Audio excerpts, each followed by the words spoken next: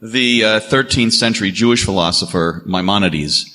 If he were alive today, Maimonides would agree with the statement I am about to say. You will know more about God by understanding E equals MC squared than you will by reading the Bible. I would agree with him. I would agree with him. Now I would disagree. Good. The Village Square, a nervy bunch of liberals and conservatives who believe that disagreement and dialogue make for a good conversation, a good country, and a good time. At the Village Square, we talk about politics, religion, and race. You know, the topics your mom taught you never to discuss in polite company. Listen, at the Village Square, we make pigs fly. Welcome to Village SquareCast. This is Vanessa Rouse. Thanks for joining us for Faith versus Science, Mythos and Logos Amid the Raging Pathos. Was anybody else a little puzzled by that title? Mythos, Logos, what? I was feeling a little silly for not knowing what that meant in this context, but then I saw a description on our event page and realized I might not be alone. So for all my people out there, mythos refers to intuition, wisdom, and meaning, while logos is about rational, pragmatic, and scientific thought. So now that we're all on the same page, the name for this program comes from the insights of a former Catholic nun, author Karen Armstrong, who says that mythos and logos are simply different ways of knowing. I personally think this program addresses a huge elephant in the room, the one that comes around when we're with people on the opposite team, when we make assumptions instead of asking questions. I'm guilty of that for sure, and this program really helped shift my perspective on some things. I can't wait to share more about that at the end. As you might have guessed, our panel includes experts from both the faith camp and the science camp. First, you'll be introduced to physicist Dr. Harrison Prosper, who is a professor of physics at Florida State University, and he was also on the team at CERN in Switzerland that discovered the Higgs boson, referred to by some as the God particle. More on that directly from Dr. Prosper in a minute. Representing faith, we have Father Matthew Busch, who was at Blessed Sacrament Catholic Church at the time this program took place, and he's since moved on to Immaculate Conception Catholic Church in Perry, Florida. And third, we have Mike McHargue, or Science Mike, who is a Christian turned atheist turned follower of Jesus. He talks faith in an age where science explains our world so well. So he sort of represents both a faith and science perspective. Finally, back to facilitate is Rabbi Jack Romberg, who has a long history with the Village Square as a board member and founding member of the God Squad and a regular facilitator.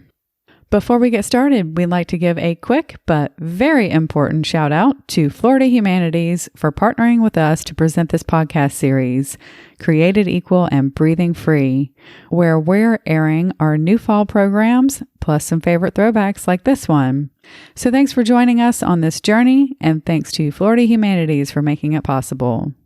All right, let's get on with Faith versus Science. Here's Rabbi Jack Romberg. Okay, so I'm sitting on your extreme right because Hebrew reads from right to left. Let me ask you a question. What tribe am I part of? Rabbi Jack Romberg, am I part of the faith tribe or the science tribe? Don't answer now. Just kind of hold on to that for a while. I don't know if you saw this, but a group of scientists got together and decided that with all of the great advances in science, the ability to clone and closing in on the possibility of even cloning a human being, that we didn't need God anymore. And they decided to send a delegate to God and to tell God, you know what, just get out of town, we don't need you anymore. So the chosen scientist went over and talked to God and said, God, you know, we've got this thing handled. We can create anything now. We have so many advances, we really don't need you anymore. So God listened carefully and nodded and said, you know what? I'll tell you what. Let's have a little contest. Let's have a human making contest. Let's do it in the same way I did it eons ago, back in the days of Adam. Let's have a human making contest. The scientist nodded, said, okay, I'm good with that. And he reached down to grab a handful of dirt. And God said, wait a minute, get your own dirt. Think about why that might have been funny to you. I bet if I asked different people in this room, it was funny for different reasons. And the different reasons and different perspectives of why you laughed probably tell us a lot about the issues and people's approach to the issues that we're going to go through tonight. We are so privileged in this community to have a great university like Florida State University. And because we have a great university like Florida State, we have the ability to call on really top-notch people in their field. And so the first guest I'm going to call up is really, we are so unbelievably fortunate to have him with us. Dr. Harrison Prosper is a member of the collaboration at CERN in Switzerland, where he played an active role in the breaking discovering of the Higgs boson. Dr. Prosper is the Kirby W. Kemper Professor of Physics and Distinguished Research at FSU. It is my pleasure to introduce Dr. Harrison Prosper. So is it okay to call you Harrison, or must it be Dr. Prosper? Harrison, Harry, Hal, whatever you want. Okay. All right. Harrison. So my first question to you is probably the one that everybody in this room, other than you and Science Mike, are yearning to know, which is, what exactly is a Higgs boson? Wow. Well, first of all, let me say I'm really delighted to be here. This is really going to be, I hope, interesting, certainly for me. So let me just tell you a little bit about that. Well, when I'm not teaching students, I spend my time torturing protons. And the reason I do that is because I want to actually learn something about how protons behave. And why do I do that? Because I want to know something about, well, the Higgs boson. So you may have heard in 2012, my colleagues and I at CERN actually announced something on July the 4th, 2012. We found enough evidence to make the claim that there's this particle in nature that is ultimately, we think, the reason why we're able to sit on our seats today. And is also the reason why we are actually here today. And we think that without the Higgs boson, mass as we understand it wouldn't exist. And without mass, at least without the mass of particles like electrons, we wouldn't be here. So this is really a big deal. And I'm happy to talk more about that at some point. Well, I'm going to ask you to elaborate what exactly is the particle, and how, when you say we wouldn't be here, what do you mean? And does this relate in any way to the Higgs field? Yes, indeed. So, for example, why are you able to sit on your seat? It's because you have mass. What is mass? Mass is something that slows you down, inertia. And for a long, long time, we wanted to understand, where does that come from? What is the origin? Now, it turns out that mass is something that you can easily derive from Einstein's ideas. For example, let's say you go to Publix and you buy, say, 3 apples, each weighing about 0.5 pounds. What's the total weight of these apples? 1.5 pounds, right? Now imagine that you now buy a few of these particles that make up a proton. They weigh essentially nothing, almost nothing at all. If you put them inside a bag, suddenly they weigh about 100 to 200 times more than the individual particles inside that form the proton. So why is the Higgs boson important? It's important because it tells us, we think, that there's something in space and time called the Higgs field that goes through our bodies everywhere around us. And it is that field that interacts with the other particles and gives them mass. The one particle without which we would not exist is the electron. The electron has a very, very small mass. Incredibly small. But that small mass is absolutely critical to our existence. Imagine, for example, this is the year 3000, and we've figured out how to manipulate the Higgs field. and we are able to make it disappear, what would happen to, say, this chair? The electrons in that chair would basically become massless, and therefore, as the mass disappeared, they would travel faster and faster and faster until they would travel at the speed of light. Then they would simply whiz away to space, and the chair would be no more. There would be no more any atoms, and that would be the end of it. So we are here because the electrons in our bodies are massive. They have small amounts of mass, a small amount of mass, and that mass, we believe, is the result of the interaction between the electron field and the Higgs field. And this is why this is such a big deal. If that were not present, we would all just disappear. So I think that most of us in the room understand that the Big Bang Theory is not just a television show. That it actually is a way of constructing the actual origins of the universe. So do your discoveries regarding the Higgs boson and the Higgs field, do they fit in with what we know as the Big Bang Theory, and if so, how? Yes, that's really the case. In fact, one of the motivations, one of the most exciting things that's happened over the past 20 years is the realization that the very, very small ties in with the very, very large. So let's actually wind back the clock about 14 billion years to the time of the Big Bang. We think that around 3 minutes after the Big Bang, there was this furious reactions going on. All kinds of things were happening. But eventually what happened is that the universe expanded further, it cooled down, and we had protons, neutrons, and they formed the nuclei of helium, for example. But for a long, long time, for about 300,000 years, the universe was opaque to light, which actually is ironic because the universe was actually very, very bright. So indeed, in the beginning, there was a lot of light, and the universe was opaque. The poor little photons trying to go through this plasma would constantly be bouncing around all over the place and wouldn't be able to travel freely. But then something remarkable happened. The universe became colder, and eventually these photons streamed freely. And the point is that you need things to be cold enough for atoms to form.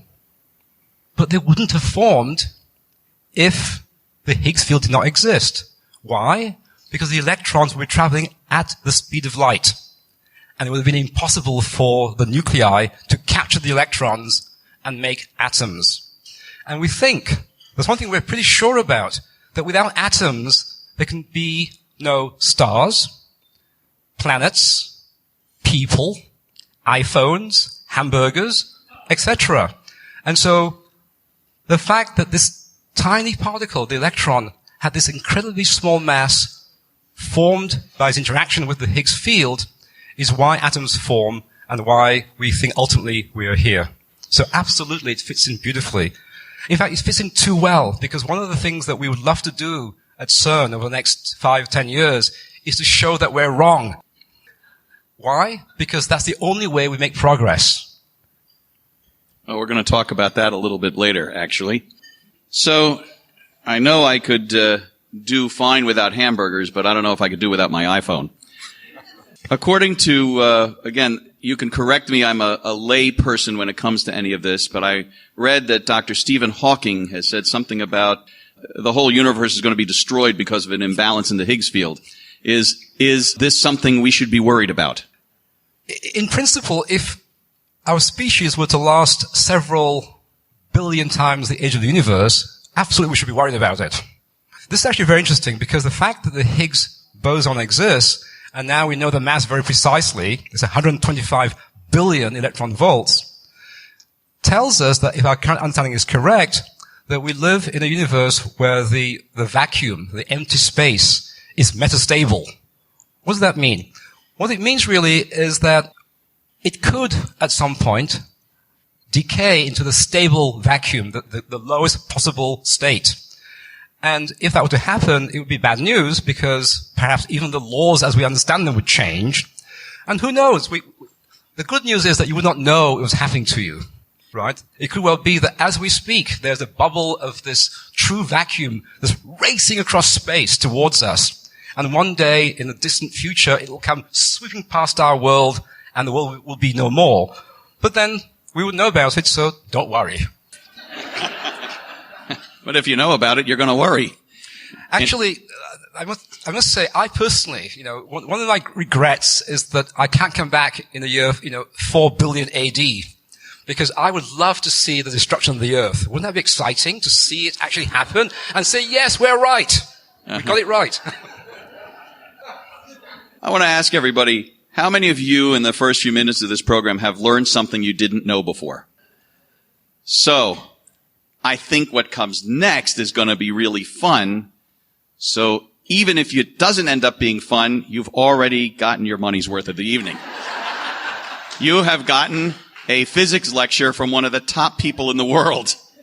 I'd like to bring up a couple of other guests now and expand this conversation. Mike McHargue is a Christian turned atheist turned follower of Jesus. Mike uses his story to help people know God in an age of incredible scientific insight, teaching about science, faith, atheism, and doubt. He's written for Relevant and Soho.net. In addition to his blog, Mike is part of the project The Liturgists, exploring new ways to create sacred art and rituals. Please welcome Mike McHargue. And I'm going to bring up our final guest as well, and then direct a couple of questions specifically each to Mike and to Father Matthew. Father Matthew Busch is a native of Tallahassee, serving as a Catholic priest at Blessed Sacrament Church. He holds a bachelor's in liberal arts from Thomas Aquinas College in California and a master's of divinity from St. Vincent de Paul Regional Seminary in Boynton Beach. Father Matthew has a keen interest in theoretical physics and has delivered annual modern science and Catholicism presentations at various parishes in Florida since 2012. Please welcome Father Matthew Busch. So I want to start by asking you, Mike, and you, Father Matthew, the same question, and I'm going to turn it over to you guys and let you talk for a few minutes. Given what Harrison has described and his, the insights that have been discovered about the origins of the universe, is there place for God in any of this? Is there a place for God in the scientific discoveries of how the universe comes into being and came into being and how it's held together? And if you believe so, please explain why and how. So, Mike? So it's really phenomenal if you look at our world through science. It's actually quite exciting. It's a little intimidating to talk about being the only college dropout on the platform. But it's still fascinating nonetheless. As we've sort of discussed, if you begin to roll the clock backwards on the universe, everything starts to get closer and closer and closer together. And if you get 13.77 or so billion years into the past, you arrive at something that science calls a singularity. Singularity is basically a scientific word for, we're not quite sure what it is.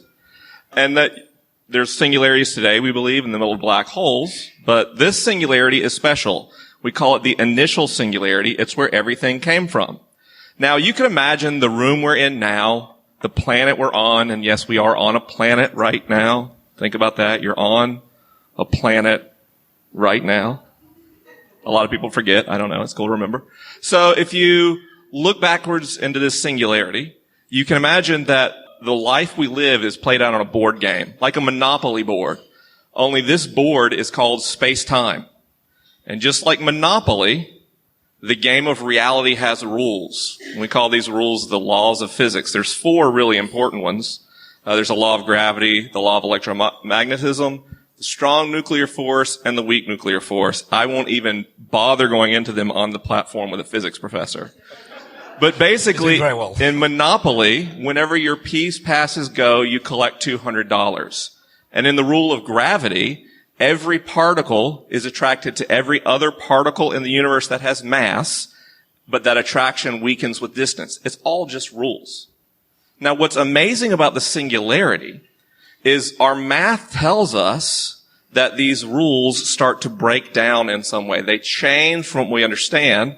because the values in the equations that describe these rules start to approach infinity. And so people way smarter than me have told me that we surmise it's possible that, for example, the 4 fundamental forces of physics were one, and that space and time were one. If you could even deduce that time and causality exist in a singularity, you can imagine that it's even timeless. So what we're understanding is what we came from is not only beyond our ability to describe with language or to imagine with our intuition, but even today beyond our ability to plot out mathematically. Essentially, we came from a mysterious oneness in physics. We didn't create it, but we get to enjoy the gift of existence. And if that's not God, I don't know what is. So let me push you a little bit before I go on to Matthew. I really felt like it was a good argument, though. Your bio says you're a follower of Jesus, and I know that you go to a friend of mine's church who's pastor there. Okay? So please explain to me how Jesus is a singularity point at the origin of the universe. So that would be half my definition. Half the way I understand God is that God is a set of forces that created and sustained the universe. That's half of how I understand God. The other way I understand God is that God is something that human beings experience. And so for some reason, through curious self-organizing principles in our universe, matter, despite entropy, tends to get more intricate. We get planets, we get galaxies, we get stars, we get nebula. Eventually we get abiogenesis, we get evolution, we get people. And from people we get something very fascinating called consciousness. And once you have consciousness, you have these little fragments of the universe that can contemplate the fact that they exist. As Carl Sagan said, the universe begins to know itself. And so I believe, for thoroughly mystical and non-scientific reasons, that one particular human being especially embodied an incarnation of this original energy, and in doing so, showed us better ways to live now, and showed us how to be closer to that God. I don't make exclusive fact claims with faith, but I do claim that the particular model of Jesus helps me to know that God better. Father Matthew, I throw this to you. You are in the God business, like me. How do you reconcile the origin of the universe as science explains it with your religious beliefs? Do you reconcile it? And if so, how? Thank you, Jack, for having us here and for moderating. Liz, wherever you are, thank you for hosting us. Thank you, everybody, for being here. I'm kind of a newbie when it comes to this, and so I'm a little nervous right now. I don't know if the debate allows for this, but can I have a fan blowing in my face, maybe constantly?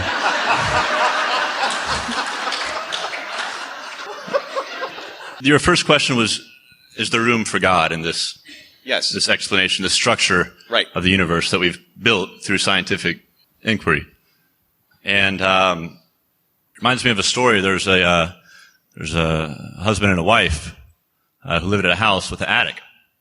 The husband said, I've heard things bumping during the night.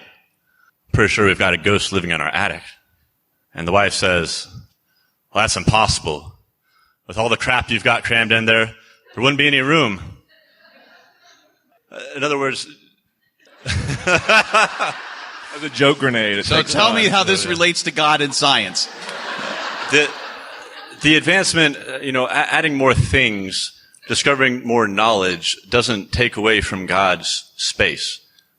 The idea, I think, which sometimes fundamentalists can share with atheists, a concept of God that says God is only there to explain what we don't know. And in that sense, if that's our concept of God, the more we know, the more God will shrink, and the less space he has to take up. But in my view, the more we know about what I call creation, the more we know about the Creator. And so our sense of God, our understanding of God doesn't shrink as we know more, but expands. I guess that's my initial answer to the question. Well, then let me throw a question to each of you, and you can each take a turn answering this. And this really gets to the nub of it. Is the universe random, or is there some kind of intelligence behind its origin? You're up here to answer these questions, guys. Okay. I didn't know they were going to be that hard. Actually, in a way, the answer is very easy. I don't know. And that's really the honest answer. I don't know. And the thing about science and scientists and myself in particular is that I'm happy to go through life not knowing, not understanding. But it is an interesting question. Is it random? Is it not random? I'll give you a little bit of history here. In the 1600s, there was this young man by the name of Johann Kepler who went to work for one Tycho Brahe. And, as is wont of young men, he told his boss, who asked him to figure out the orbit of Mars, how long is it going to take you to do this? 6 months, tops, will be done. It took him 18 years. And one of the reasons it took a long time is because he had these preconceived ideas about how things should be. So, for example, he thought that there was some relationship between the positions of the planets and the platonic solids. And so for a long, long, long time, he tried to fit what he saw in the data that he eventually stole, by the way, from his boss. When his boss died, he thought that there was some connection. Eventually, however, he was able to get rid of his mysticism in this particular regard, and he just allowed the data to tell him which direction to go in. And so there are things sometimes that one wonders, are they random or are they not random? I think another example of this, today we are an amazing species in many respects. We are in 2015 and we have an understanding of the world around us which is phenomenal. If we were to go back a mere 100 years, the advancement in that time has been astonishing. However, there are things in our understanding that we do not even know whether they are random or not random. For example, if I simply enumerate all of the numbers that one has to plug into our theories to describe the Higgs boson, protons, what have you, there are about 19 numbers. I don't know whether those 19 numbers are random numbers, or whether there's a deep understanding behind them that we have yet to uncover. We don't even know if the question makes sense to even be looking for an explanation for these numbers. It could well be that these 19 numbers are random, or could it be, for example, that actually the world in which we live, as some of my colleagues theorize, is one of many. For example, let's suppose the universe were infinitely large. We live in a little bubble. Well, little. By the way, when a scientist says little, you have to calibrate. Okay? So we live in this bubble that's about 30 billion light years across, and that's growing at the speed of light. And in this little bubble, there are 10 to the 80 particles. Okay? Now, you can actually work out all the number of arrangements of these particles. And if the universe is infinite, there's this very strange possibility that there's another bubble with 10 to the 80 particles, arranged differently. And so every possible arrangement of these particles exists. And you, for example, exist infinitely many times. And by the way, in one of those you have green hair, which is actually pretty cool. We just don't know.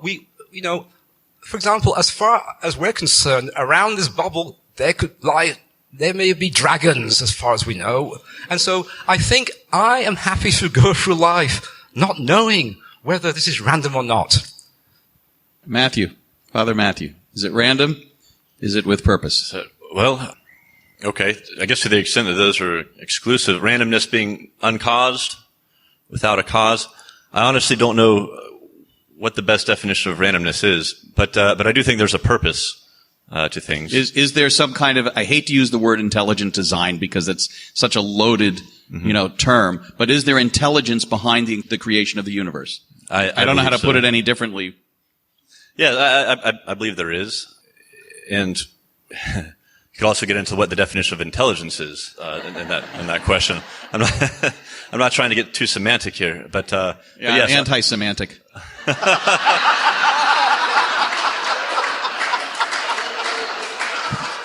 Very good. It is really hard not to team clap up here, I'm just saying. I do believe that that things have a purpose. Yes, I do believe that there's a cause and an intelligence, an end towards which things are moving. Yes. How the church has, I'm going to push you a little bit now. Sure. The church has a long history itself as an institution of grappling with science. I mean, back in his day, Galileo was considered a heretic by the church. Okay. So how does the church, what does church doctrine do to reconcile scientific findings and scientific advancement with the religious doctrine of the church? How does the church handle this? Well, I think that we try to proceed as anyone would who's trying to reconcile two different things. Hopefully with caution. Maybe that's not always been the case. But also with love, hopefully. And I know John Paul II apologized for things such as the Galileo affair within the last 20 years. And the other point I try to make is that humility is so important if we're going to know anything. Coming from a position of pride, I think, is the most detrimental thing to learning new knowledge. And even Galileo himself remained Catholic his whole life. You can read his book. His daughter was a nun, and they corresponded in letters back and forth. And to the day he died, as far as I can tell, certainly in his old age, he remained a committed Catholic. And so he didn't give up on the church. In a way, he helped the church mature, I think, through a very difficult time scientifically, where the church was allies with this Aristotelian philosophy, and that got involved with its understanding of physics and whatnot. Galileo really helped spring things forward there. But I think the way that you do it is, let me move, if I have a moment, just to a different but related topic. The person who's had a religious encounter, right now Google is sending out divers and boats, I think, in the Loch Ness, searching for the Loch Ness Monster. I just read this today. And let's say one of those divers swimming around and he sees Nessie. Swims right up, reaches out, touches Nessie, and then the creature is gone again. Well, he's going to come out of the lake. As usual, he doesn't have his camera on him. He's going to come out of the lake, and he's going to say, you know what, I've had an experience here. I've had an encounter with Nessie. I saw this creature with my own eyes.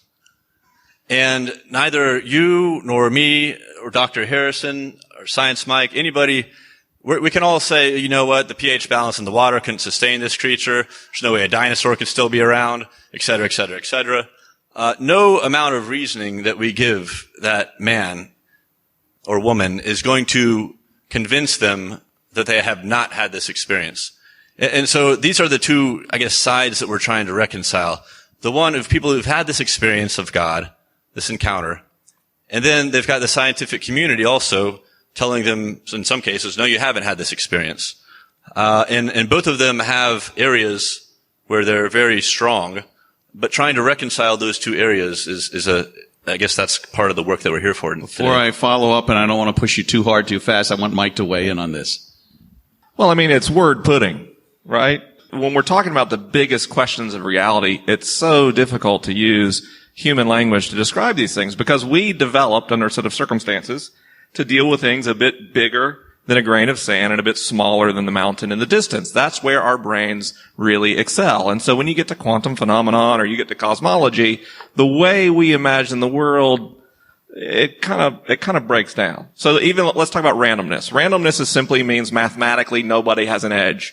When I flip this coin over and over, heads and tails are going to balance out over time. So is the universe random by that definition? Well, certainly not. Because we know the laws of physics tend to have these curious self-organizing principles as long as energy is available, but in the absence of an energy influx, our universe tends toward entropy. If entropy sounds confusing, let's think about that iPad. If you drop it, it's a lot easier to break an iPad than build a new one, right? That's physics. It's real easy to drop it and shatter the screen. It's very, very hard to put that screen back together. It's Humpty Dumpty, okay? So the universe is not random, but then if we look at the other alternative, is it guided by intelligence? Well, what compels me most in both science and in faith is an embrace of mystery, right? So what I love about science is the humility to say, on this issue, we do not know. And it's also what I find most compelling in theology is the mystics, the people who say we've experienced God, but every time we try to put this experience into language in some way, it fails. Which, by the way, neuroscientists who have studied people who have had experiences with God have validated that. You can brain scan what God looks like or someone's understanding of God is like in their brains. And if they try to explain it, they activate their left temporal lobe. And in doing so, they modify that original brain structure to put God into language in a very real way, limits the divine.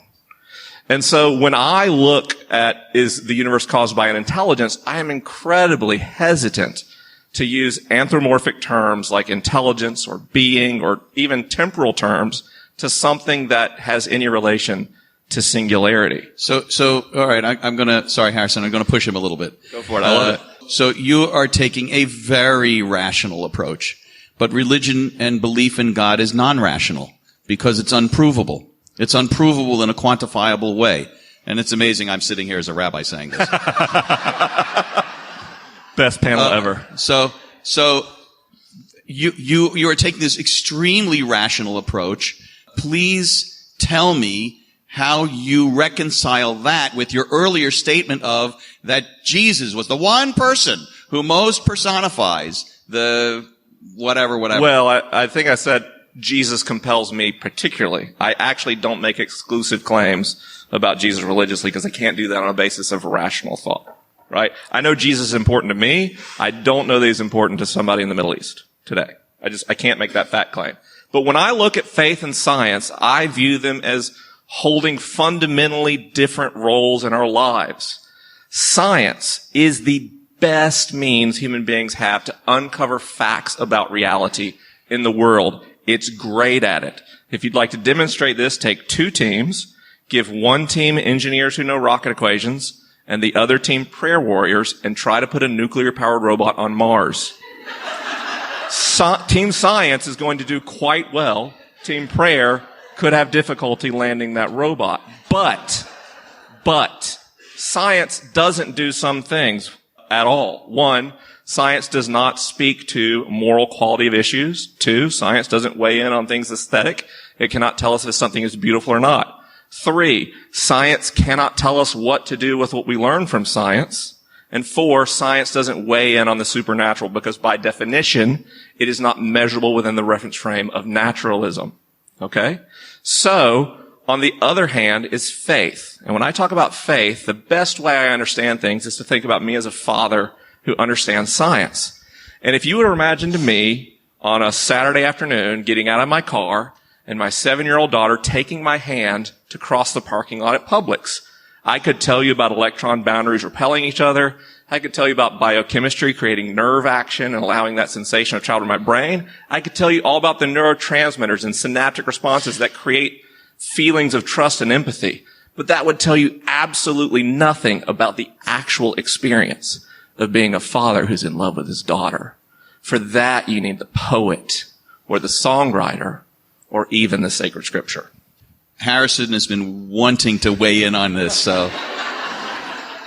And then, as soon as you do, we're going to break up the audience participation into segments. I'm going to open up for a few questions now, then we'll move on to a little different topic, and then open it up again. So, Harrison. I have absolutely no doubt whatsoever that people do have these intense experiences.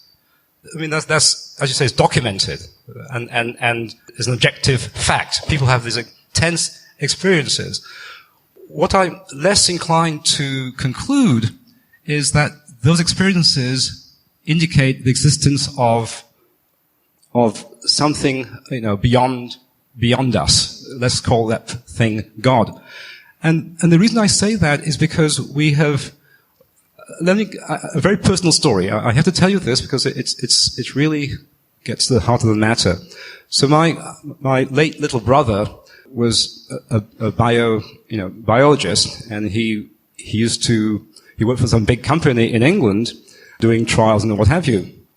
Now, he was full of joy. You know, he laughed, he had a kid, he played the guitar. I mean, he was the embodiment of what you've been saying, you know, about life. But he also had a severe mental illness. And when he took his medication, he was my beautiful, wonderful Alexander. But one day, he came to visit us in Tallahassee, and I saw that over the course of a few days, he was beginning to discombobulate.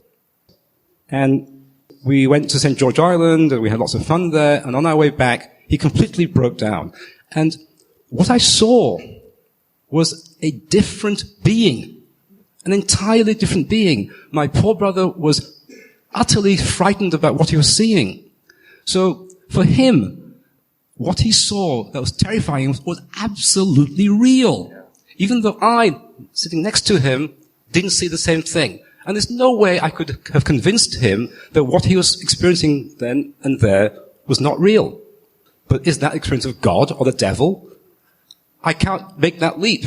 All I can say is that people have experiences like this, and it's another step to conclude that this is an experience of God or the devil or whatever. The other thing, going back to the conversation about the beginning of the universe, it is true that our current theories, for example, the general theory of relativity, as written, by the way, this year is the 100th anniversary of this fantastic paper by Albert Einstein that was published in December 1915, which described time and space as a continuum, as something that could be warped, distorted, bent. And in many ways, it's a very strange theory because the best way to understand it is to suppose that everything that is. It's just there, out there in space-time. So tomorrow already exists. Yesterday is still there. And we just happen to be creatures who can only remember one direction, not the other direction. So it's a very strange idea, a very strange theory, but it works. It explains things that we see around us. But it has a flaw, which is as you wind back those equations to t equals 0, they break down. They break down, crash and burn in a singularity, as was explained by Mike. What this tells me, as a physicist, is that at some point, that theory is no longer a good theory, and something else has to come to be, and we know it has to be, because if you wind back the clock 14 billion years, then our little bubble that is 30 billion light years across was in something less than the size of a nucleus. So we just know that this theory cannot work. And we simply have no idea what happens at that point. And so I'm reluctant to make any conclusions about whether or not one day we might understand. In fact, there are people who are very courageous or foolish, depending on your point of view, who actually are trying to understand whether you can create, for example, the universe out of a quantum fluctuation. So you imagine, that there's this plenum, this stuff out there, formless, with no dimensions, neither time nor space, nothing. And out of that nothing, there's a fluctuation that coalesces, crystallizes into space-time that expands. Or there are people who say that maybe way back when there were these high-dimensional objects. The way I like to describe it is, imagine that you have these 10-dimensional kids playing basketball with the 10-dimensional balls, and occasionally these balls collide, and they collapse down. 6 dimensions collapse down, 4 dimensions expand out, and then, of course, 14 billion years later, these crazy creatures called Homo sapiens foolishly think that this is the Big Bang, but what they didn't know was that actually that's just 2 kids playing 10-dimensional football. The point is, I don't know. But the fantastic thing about our species is that we have this ridiculously large thing in our head that allows us to ask those questions. And it may well be that 1,000 years from now, they will look back and say, what was the big deal? Of course, this was a 10-dimensional kid playing 10-dimensional football. So I think one has to be tentative. We'll get to this at some point. I mean, there are things that I wish to be absolute about, but not when it comes to statements about what we can and cannot know and whether God is or is not real. Since we are in an organization that recognizes tribalism, I am going to claim Albert Einstein from my tribe. Let's take a couple of questions from the floor, and then we'll move on to a different subject. Hi, my name is Yolanda. I just want to say this has been so stimulating. I want to read my question so I don't get nervous. In the social construction of reality, there is patriarchy. If our idea of God expands, as many of you have already said, why is God male? If God is not male, why don't we stop saying so? Father Matthew, why is God male? I have to turn this over to the church.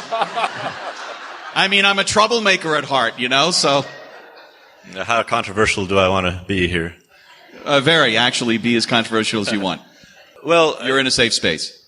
I would say, first of all, God is not male in the sense that we know male and female.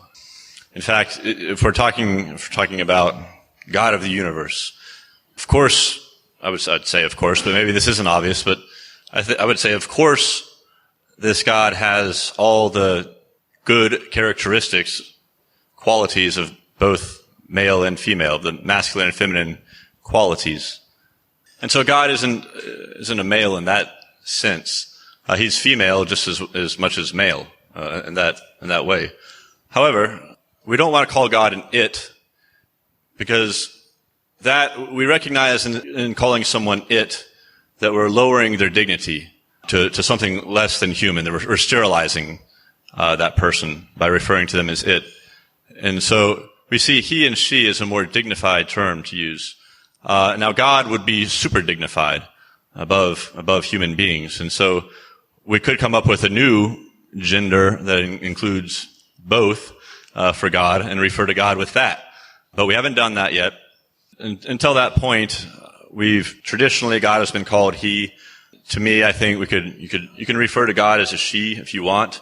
But in Catholic theology, there's more at play there, because the relationship that God has with humanity, with people and creation, humanity, we recognize the existence of male and female to be based upon something greater than us, based upon actually the relationship between God and his people. And that has a gender. That's where gender comes from. We are signs of the relationship that God has with us. And so our masculinity and femininity reflect that. Can I actually venture another piece of an answer here? Do you on the panel mind if I do that? Go ahead. Okay. You're in charge. Well, but I'm supposed to. Okay.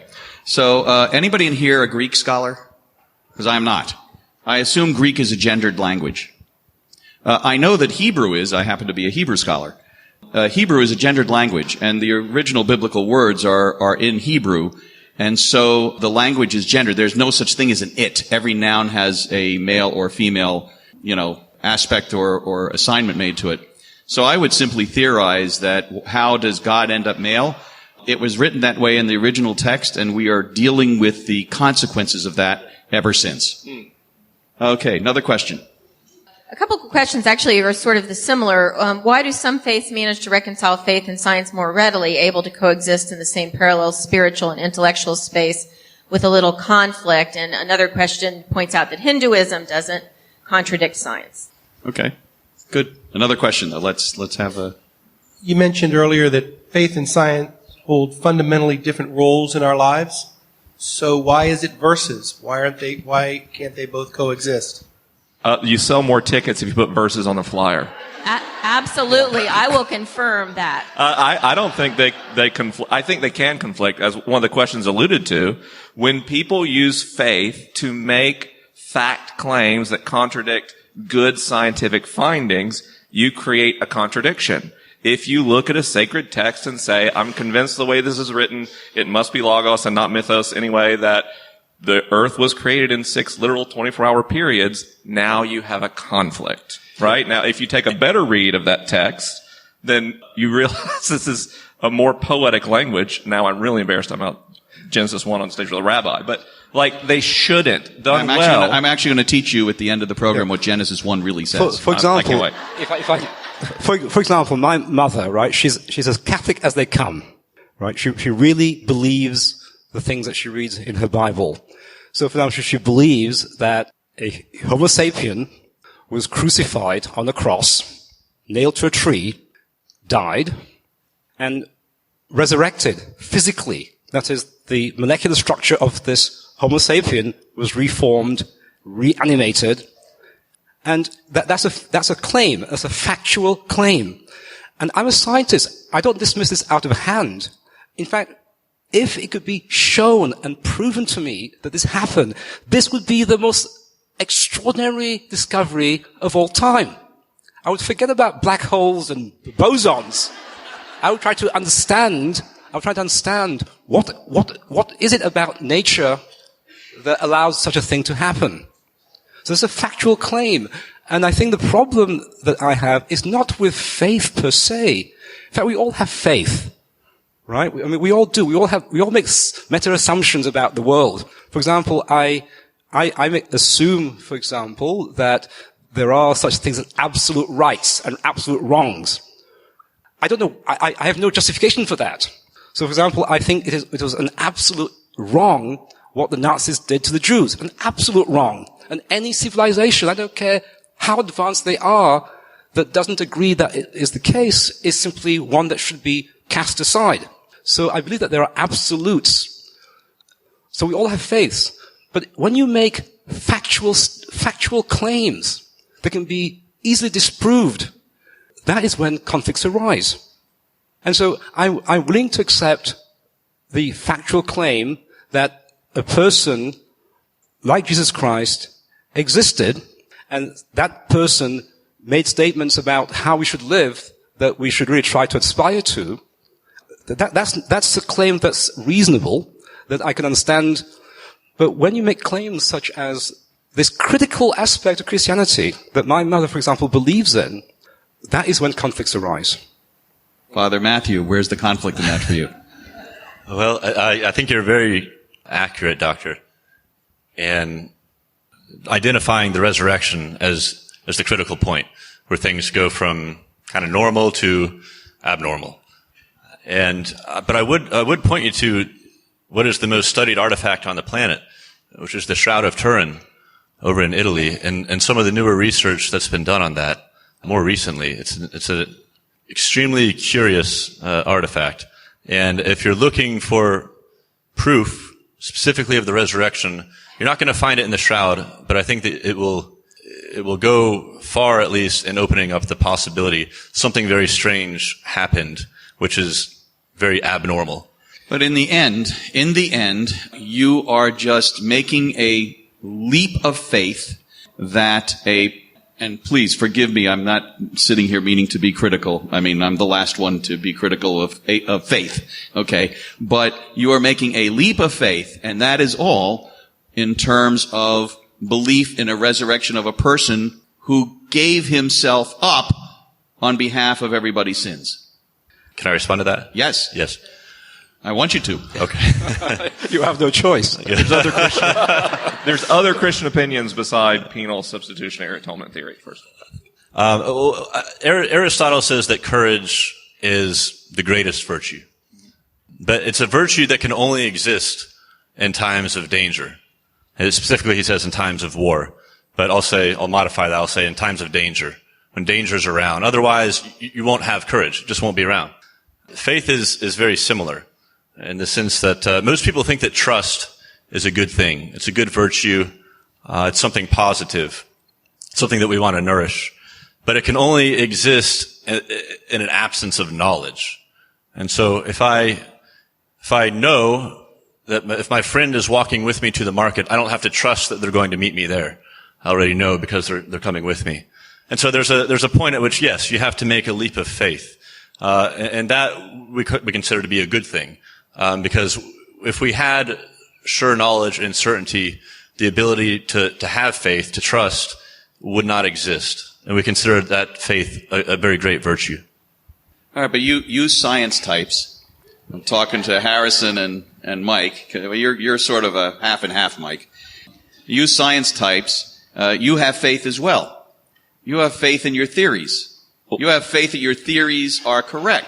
We do. After all, they're just theories. They are just theories. So let me talk to you about a theory. There's a theory that was written down by one Isaac Newton in the 1660s during the plague years. And that's the theory of gravity. And how did he arrive at that? Well, he looked, he knew about Kepler's laws. Kepler, the young man who spent 18 years figuring out these 3 laws. And he said, okay, what mathematical rule must I invent so that it leads to these rules that I know are true because, that's what Kepler found by looking at Tycho Brahe's data. So he guessed this expression, this formula that said, if you have 2 objects, each of mass, one mass, another mass, and there's yay so far apart, there's a particular expression that tells you how strongly they attract each other. That was his hypothesis. And he immediately used his Newton, right? So he invents calculus. And he uses that to explain a multitude of things, including, for example, the tides. For a long, long time, people had no idea, why does the water do what it does? One thing I tell my students is, if you really want to see gravity in action, go to the coast and stay there for, 24 hours looking out at the sea. And you'll notice something quite extraordinary. You'll notice that the water will come towards you and go away and come towards you and go away. And the thing that's extraordinary is that what's happening is that the moon and the sun are pulling the waters of the earth towards it. And this was described by this hypothesis, this theory of Isaac Newton. So fast forward several hundred years, it explained everything. Many, many things were explained. For example, during the Second World War, it was used to calculate the projectiles of missiles. It was used to figure out the correct aspect ratio of missiles to penetrate the ground to actually explode and destroy the bunkers, during the Normandy invasion and so on. It was used to explain a huge number of things. But it failed to explain a small discrepancy. It failed to explain the fact that the orbit of Mercury was precessing. That is, the pointed ends was actually moving as centuries went by. And then came along Einstein, and 100 years ago, and he said, look, actually, the whole way in which Newton thought about gravity is misguided, is wrong. It's not a force. It's really something quite different. It's actually the curvature, the bending, the warping of space-time. A very different way to think about this.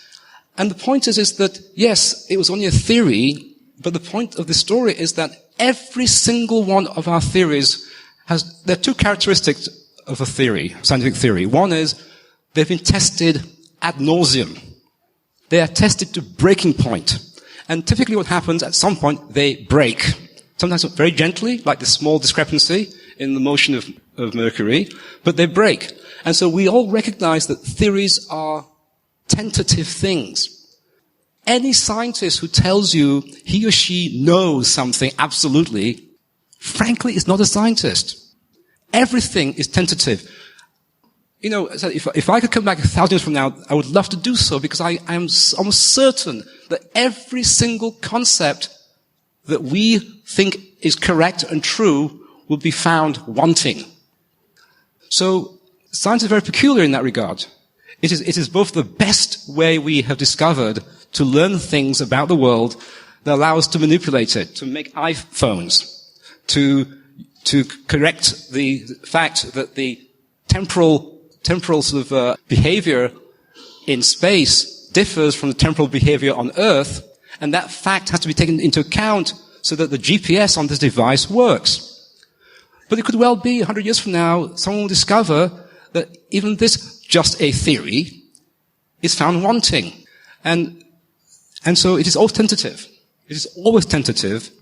But the point is, a theory is something that we label a thing a theory once it has gone through a huge number of tests that show that to the degree our instruments are able to detect deviations, things are correct and true. But we recognize true to a certain degree, and at some point that just a theory could be replaced by a better theory. Mike, did you want to weigh in? If I could just tag that really quick. Go ahead. Basically, the popular usage of the word theory and the scientific usage of the word theory are very different. So the popular word theory is more like the scientific word hypothesis. I have an idea that may or may not be true. Here's science's trick. This science's whole gig. You put confidence in a belief, That's in proportion to the amount of evidence you have to support that belief. That's it. That's science's whole gig. So when science calls something a theory with a capital T, it means we've tested this so much you can trust it to base other work on it. It may prove to be only true in a set of constraints, but we don't know that yet. So we're saying you can trust this work when you call it a theory. Now, where that differs, and where, when we talk about a resurrection, for example, I agree that there's not a lot of empirical evidence to support this resurrection we're all so nutty about, Christians, right? I actually am in the science camp on that. It's kind of a weird thing to believe. And yet, I've had personal experiences that prove absolutely nothing to anyone who's not me, that there's something to this idea of God with us and it being incarnational. And so I make a decision to trust this story and see what it does in my life. Now, I then don't turn around and tell a secularist how to live their life based on my personal wacky belief that Jesus rose from the dead.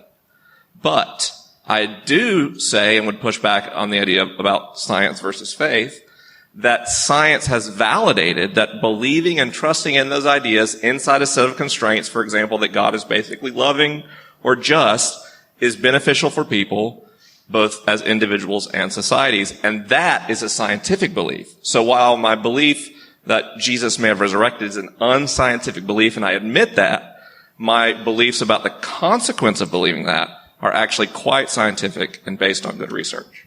So I think then maybe it's science, where faith and science collide, so to speak, might be that science goes through this entire process of providing testing and proof to a particular theory, whereas the religious mind, the only testing necessary is the personal experience of the individual. In other words, if your experience is a non-rational experience, which is deeply personal and meaningful to you, but so the conflict becomes when you try to convince other people that their rational experience must be overcome by your non-rational experience. Am I making any sense? Yes, you are. And if I may just jump in, I mean, I certainly agree with you, and I really compliment the fact that this is what's so beautiful about people who have faith, that you simply assert, this is what I believe. There's no rational reason for it. This is what I believe. And then you then look at the consequences of that belief in your own life. I mean, I think that's actually very noble. The problem, though, is the following, is that I remember many years ago, many years ago, when I was a student at Manchester, I used to go to these sort of Christian revival things because, I have friends who are Christians and, you want to hang out, so you go to these things. Okay? And I was led to believe, on many of these occasions that something happens to people when they become Christians. Something really tangible, measurable, something happens to them. They behave differently and so on. But the problem that I have with this is that you look around our planet today, there are many different people who claim to be religious. And one has to accept them. I mean, this idea that if someone says they're religious, you should simply take it on faith that they are. But we have evidence that the mere fact of being religious and believing in something doesn't necessarily lead to outcomes that you might hope to see. And so there are people who do great things and have faith. There are people who do great things and do not have faith. And the people who have faith and do terrible things and so on. So all possibilities exist on this planet.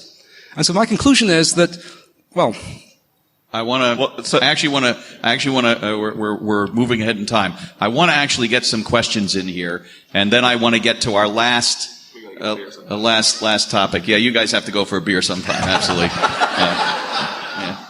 One of my favorite moments in the discussion up to now was when Science Mike threw a bone to the poets and songwriters and others outside the realm of science. And my question for all of you, perhaps especially for Dr. Harrison, is Do you guys have room for lawyers? For who? And here's why. For lawyers? Because if... Is that what they said? Lawyers? Do you have room for lawyers? For lawyers, historians, and dare I say, journalists. And here's why. If you were to posit the question, was George Washington the first president of the United States? We would all say, well, of course. But you can't prove that scientifically. I suppose we could say that that's a matter of faith.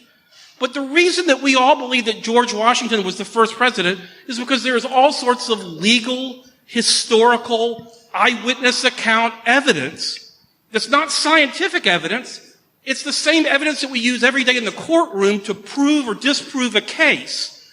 And so my question is, when it comes to things like the resurrection, which obviously cannot be tested scientifically, those kind of claims can be tested with legal, historical, journalistic sorts of inquiry. And so is there any room for lawyers? So, okay. See, I would contest the very things that you've mentioned are part of scientific inquiry. For example, I cannot actually test the assertion that in 5.5 giga-years from now, this planet will careen into the atmosphere of the dying red star that will be the sun, and eventually it will be vaporized. I can't prove that to you. So what I do is I try to use indirect evidence. So I look out at the galaxy, and there are 100 billion to 400 billion stars. I notice that actually there are stars that are very large and so on, and there are stars that explode. And I look at consensus of, do a census of the galaxy, and then I can somehow use that census to make a story. I can see stars how they are formed. For example, if you point your telescope this evening towards the Sword of Orion, there's a beautiful nebula, M42, within which, as we speak, there are stars, the gas clouds collapsing down to form protostars. There are stars, during the course of this discussion, there are stars that have exploded. Who knows, destroying civilizations, who knows what. So we put these things into, we use this evidence and we can see that there's a sequence. And we say, aha, here's a sequence, and we construct theories that then show that we understand this sequence, why it has happened. So, for example, why do we predict, even though we cannot prove it because we will not be here, why do we predict that the sun will one day become a red giant? Because we can calculate that how long it would take for the fuel in the center to run out. There's enough fuel left at the center of the sun to last another 5 to 6 billion years. When that happens, according to other things that we've seen in the sky, we see that the core will collapse, will then heat up again, causing the outer layers to expand. It'll expand, destroy Mercury first, then Venus, and then for many, many millennia we'll be traveling through the sun's atmosphere and eventually we'll spiral in, and that will be the end.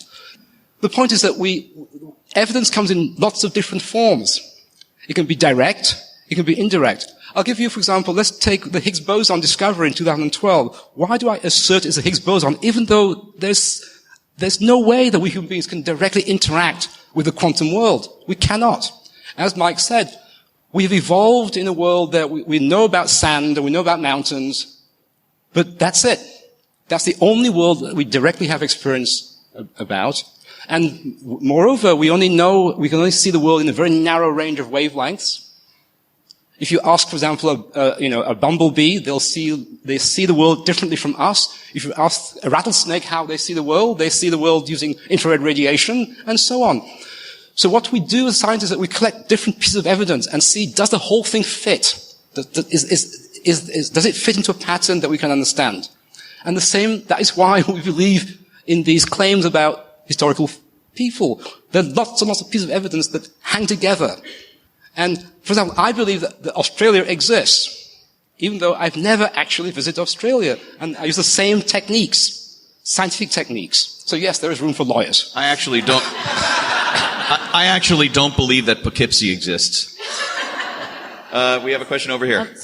If anyone has a question they want to ask, be sure to raise your hand, but I've got some written questions. If the Higgs field is, oversimplified, holding everything together, could the Higgs field be called God, which or who lives in all of us? My answer would be the Higgs field is the Force out of Star Wars. Go ahead, Mike, this is yours. So the Higgs field is one of the fields that manifest reality. It's an important one. And it's somewhat unique in the fact that it will like to play with other particles besides its native particle.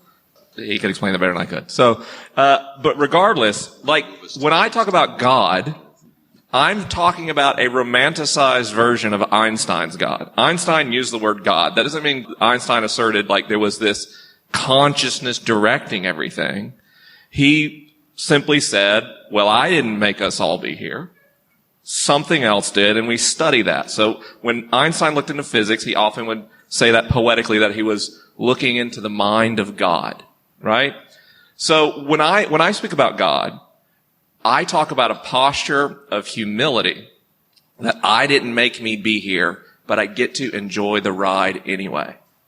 And when I look into that majesty and that beauty and the night sky and the fact that I can be in love, and the fact that somehow, like, squishy matter in my ears measures vibrations in the air, and I can hear Mozart, all those things compel me to a posture that I call worship. Now, I don't for a second think that, for example, my friends who are atheists don't have equal sense of awe and wonder at the universe. I guess maybe I'm just romanticize it a little bit more and allow myself to enjoy the gift that is being and existence. And so by that understanding, absolutely something like the Higgs field is part of God, at least God's hand and how God allows us to be. Father Matthew, you look like you want to chime in. Thank you. Just to say quickly, at the end of the Principia, Isaac Newton writes about space and the qualities of space. And I remember there was someone that I was in college with at the time said, oh, you know, at the end of the Principia, where he basically says, space is God. And I said, I don't know, I don't remember, I missed that part. But I went back and read it, and it looks like Sir Isaac Newton is hinting at that. And then I went back to read about Thomas Aquinas, some of the things he says about God, and think about whether you can apply these to space. God is everywhere, at all times. He's without time, he's timeless. He's a condition for everything else that exists. He's a necessary condition for all other beings. And he cannot not be. He cannot not exist. And so Thomas Aquinas' conclusions about what we can say about God sound very similar to what we can say about space to me. I'm not saying that God is space, but I think it's an interesting question to ponder, whoever asked that question. There's a Hebrew name for God from the rabbinic period into the mystical period that calls God Hamakom, which means the place. In other words, that God is the place where all existence resides. So perhaps that. One more question, and then I want to push us to a different topic, a different take on things. Please expound the relationship of dark energy to God. And I have to admit that the first time I read it, I thought it was Duke energy to God. Dark energy. That actually sounds like a question that might be suited for Darth Vader. Okay, just very briefly. When a scientist uses the word dark, whether it's dark matter, dark energy, or whatever, what the scientist is telling you is, I have no idea what this is. Right? So, and that's the truth of the matter. We thought the universe was expanding, and because we see things moving away from us, great. But then something very strange happened in 1998. People were measuring these stars that explode, and by looking to see how bright they appear to be, you can figure out, and you know how bright they really are, you can figure out how far away these stars are, right? And an astonishing was discovered that during the course of this, 1.5 hours, whatever, the universe, the actual expansion of the universe is accelerating. Something is pushing the galaxies apart faster and faster and faster. And we have no idea what that is. And we call whatever that is dark energy. But no one on this planet knows what it is. And actually this is a very somber discovery, because we used to think until the end of the last century that should Homo sapiens last long enough, 1 billion years, whatever it is, eventually all that there was to find out about this universe, we would eventually learn, because the light, the radiation would come to us and we would learn from the radiation about what's out there. But if this observation holds up and everything that we've done so far suggests that it's actually true, we are in a civilization that may well be at the prime moment, because future generations, our descendants in the year 1 billion AD, will see a very different universe where there's actually less stuff to study than we are able to study. And so this is a complete mystery. What is it that's actually pushing these things apart faster and faster and faster? We have literally no sensible ideas. We have ideas, but I don't think they're very sensible. So when we talk about dark matter, dark energy, singularity, the disparity between the standard model of physics and relativity, there's a gravity problem. All these things remind me of the writings of a guy named Paul, who said that we see through a glass darkly. It's simply that posture of humility, that whatever we are, clever as we are not the masters of this domain. And to me, that does point to and illuminate the idea of God. The 13th century Jewish philosopher Maimonides, he posited that, and he was trying to reconcile Aristotelian philosophy and science with theology, and he posited that to know God, you needed to study science, physics, philosophy, and mathematics. If he were alive today, Maimonides would agree with the statement I am about to say. You will know more about God by understanding E equals MC squared than you will by reading the Bible. That's what Maimonides would say. I would agree with him. I would agree with him. Now I would disagree. Good. Good. That means I'm going to come to you with my next question. Change our direction just a bit. Science is able to do a lot of amazing things. We're able to create a lot of amazing things because of the discoveries of science. We are really very close to cloning a human being. We are very close to creating computers with a level of artificial intelligence that mimics the activities of the human brain. We're close to giving machines emotions. Should we? Here, Father Matthew, I'm directing to you. Just because science can allow us to do something, should we do it? And what role does religion play in helping us make that ethical decision? It's a very serious question. And I'll start out just to kind of segue into this from the last topic. I had a quote that I wrote down from Stephen Hawking at the end of A Brief History of Time. I think it kind of applies to this as well. He says, up to now, most scientists have been too occupied with the development of new theories that describe what the universe is to ask the question, why? On the other hand, the people whose business it is to ask why, the philosophers, have not been able to keep up with the advances of scientific theories. Here you have two different spheres that used to be one. This used to all be philosophy. If you're a physicist, you're a philosopher. If you're a philosopher, you're a physicist. But there's something true about this. Now, you have to have advanced degrees in science now to understand, like Dr. Harrison, what's going on. And so you have the people who think their job is to ask why. They can't understand the science of it. And the scientists haven't gotten degrees in philosophy. And so how do we go about figuring out whether something is morally acceptable in the area of bioethics? It's an important question. And I think religion has something to add in the sense that we've been thinking about morality for quite a while now. It's kind of our area, some of us anyhow. And hopefully we can understand enough about the advances, going on in medicine, in genetics, in physics to contribute to be able to contribute to an understanding of what's right and what's wrong. From the Catholic perspective, we always put a central emphasis on the human person. And so the person has certain dignity and rights. Rights are based on necessity. that can't be violated. And so the needs of the person are something that other people have a responsibility to see to. The more able they are in the way, the more responsibility they have. But the human person is central, and so to not violate the rights of the person, I think, is really maybe the central tenet.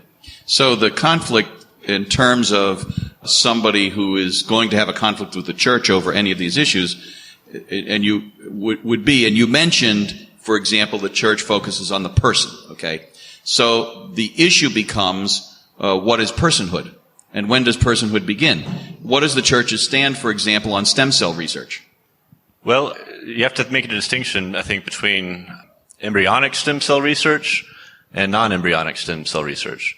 My understanding is that recently most fruitful advances that we've had involving embryonic use has come from non-embryonic stem cells. It's not, I don't know that that's 100% the case, but that's my current understanding. Maybe somebody else can correct me if they know.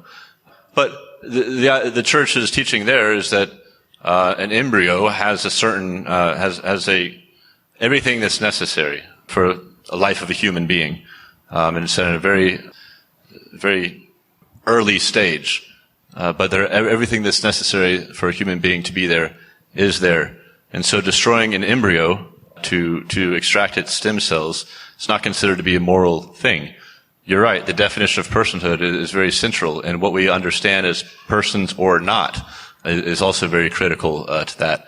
But so I'm going to come back to you one last time. Sure. Does the church use, when it defines an embryo as a person, is it basing that on a faith teaching or some kind of scientific reasoning or a combination of both? And if it is both, then explain. Yeah. Well, person, I want to be careful about use of the word person. In the United States, for example, use of the word person is restricted to those who have been born. And so you would never consider an embryo or a fetus to be a person. Human life, I think, is maybe the safer term to use. And I think scientifically speaking, we can say that yes, it's life and it's living, and also yes, it's human. And so I don't see that particular question is a religious opinion. Now, there are other questions I think that are maybe beg more critical thinking, especially when you deal with even the question of an intelligent chimpanzee, for example. What exactly separates a human from a chimpanzee as far as humanity goes, or life, or an elderly person, somebody who's on life support, brain damage, etc. These are very difficult questions, but they're questions that are being discussed and considered. Before I let Harrison and Mike weigh in, let me just add that anybody who is a parent would say that personhood begins when your child graduates from college and has a job. Touché. I mean, so it's a bad gig if you imagine science is a moral philosophy. It isn't. Science, when philosophers sometimes talk about science, they use the term methodological physicalism. Science is a tool you use to learn things. It doesn't say what you do with what you've learned. So you could imagine if unchecked by any moral philosophy, science can take you to very dark places. Many scientists today would debate whether the discovery of nuclear weapons was a positive or negative development for humanity, right? Science itself will sure tell you how to split an atom, or by splitting atoms, create enough force to actually fuse atoms and really make someone's day awful. Okay? On the other hand, we all bring to the world a personal moral philosophy of some kind. For many people, and probably most people alive today, there's a significant faith element to their personal moral philosophy. Increasingly in the West, there is not a religious element. That's ideas like secular humanism. Either way, we've been gifted by God, evolution, or both with a tremendous intuitive capacity to care for others and to work for common good, and also with a tendency to serve self and those we feel closest to. It's a perpetual war in us.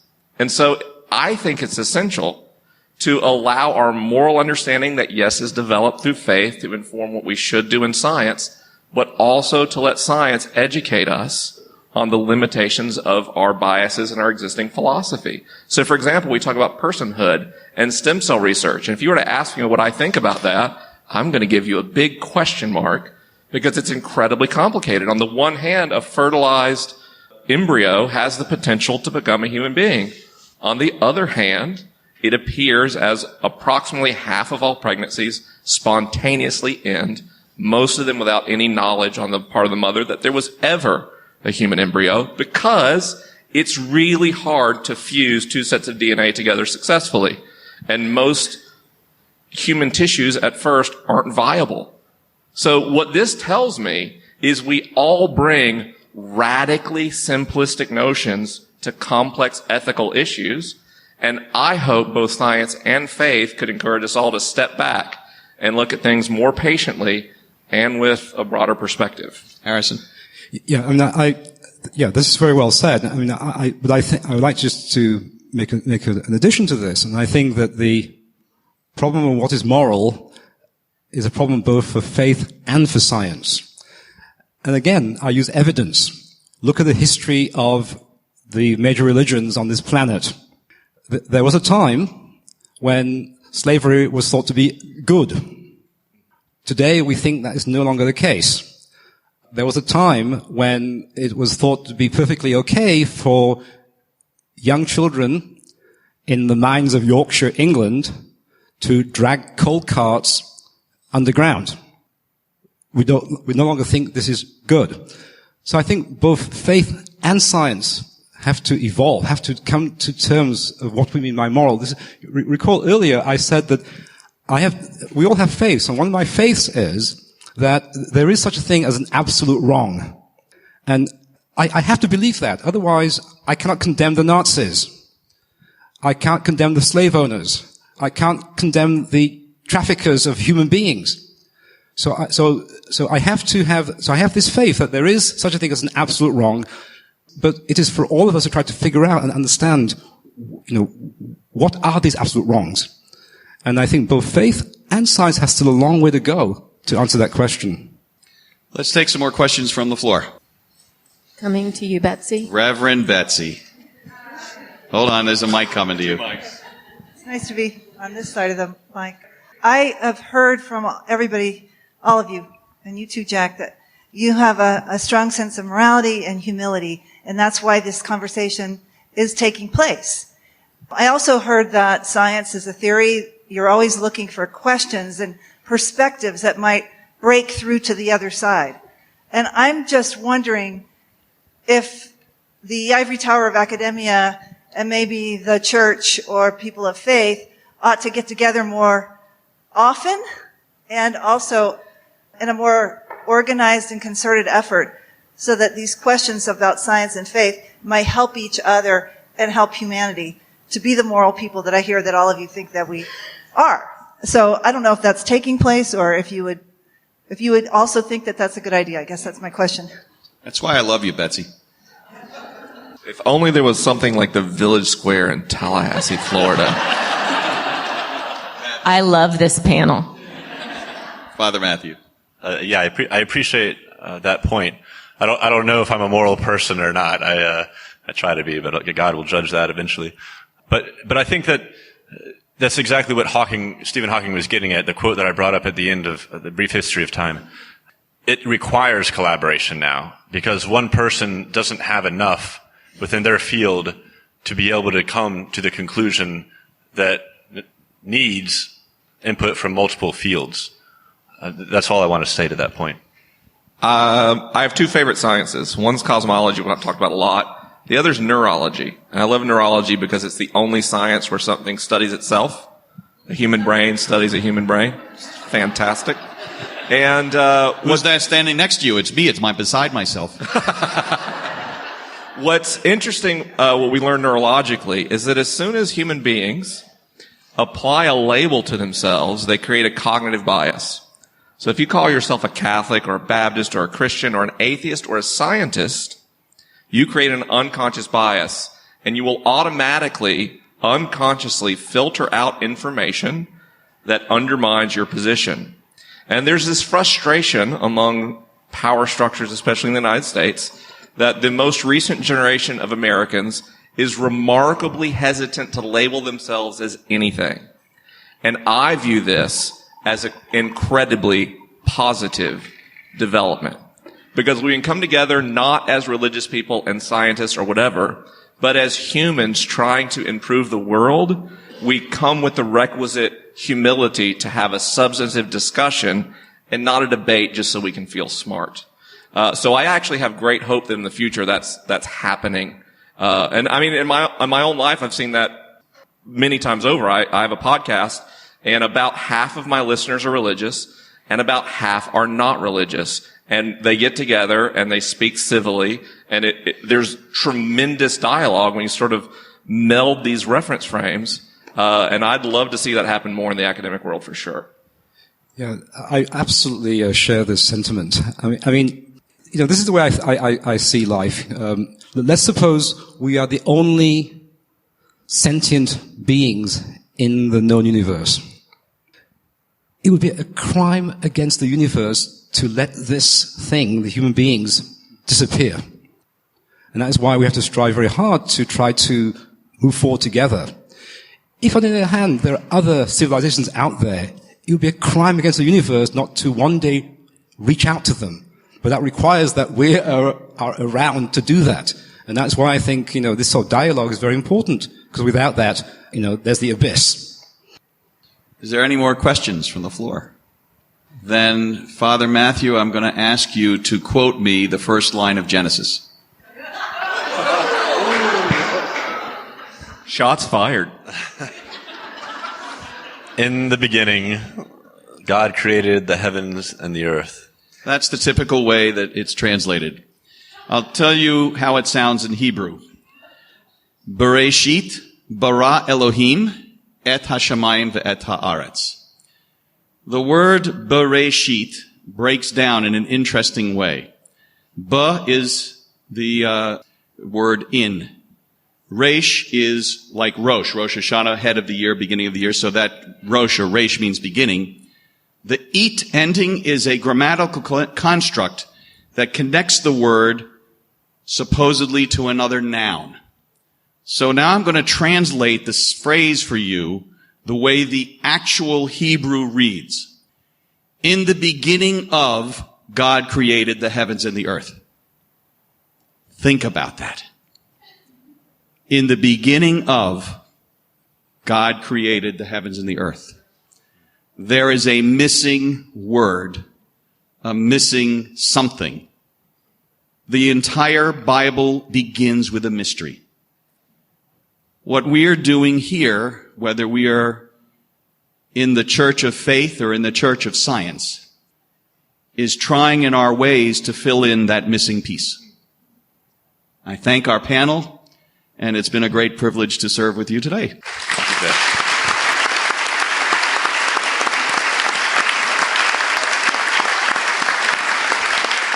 Hey there, it's Vanessa back here with you. I hope you enjoyed this fascinating program with Dr. Harrison Prosper, Mike McHargue, Father Matthew Busch, and Rabbi Jack Romberg.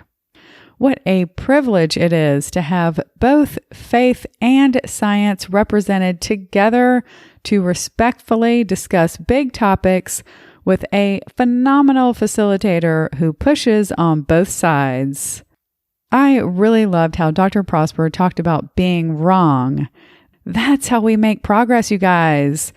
So why do we so often feel like we can't be wrong? And why don't we let our politicians change their minds without enormous blowback? Now, speaking out of the other side of my mouth, did anybody else get a pit in their stomach when the brilliant physicist told us that they know nothing for certain? Oh boy. And who else out there had to look up some words? I'm not shy, I'll go ahead and admit that. All right, listen, in the beginning of this episode, I told you this conversation felt like addressing the elephant in the room. There were so many things that came up that I've thought about regularly with real curiosity, but I wouldn't dare broach these topics with my friends because it felt like calling them out. Like, how can you believe that when we know this? Well, guess what? what I heard in this program makes a lot of sense to me, and I agree way more than I ever would have imagined. And now it feels like a huge loss and absence not to talk to my friends about how they see things, as a way to get to know my friends in a deeper way, but also for my own growth. I didn't grow up in the church, and I generally feel very ignorant on matters of faith. And you might be surprised to know that I really do believe in God. I just have way more questions than answers. And when I have questions, I usually sit on the sidelines and just keep wondering, or occasionally ask someone who feels safe, often someone who is also on the sidelines with me.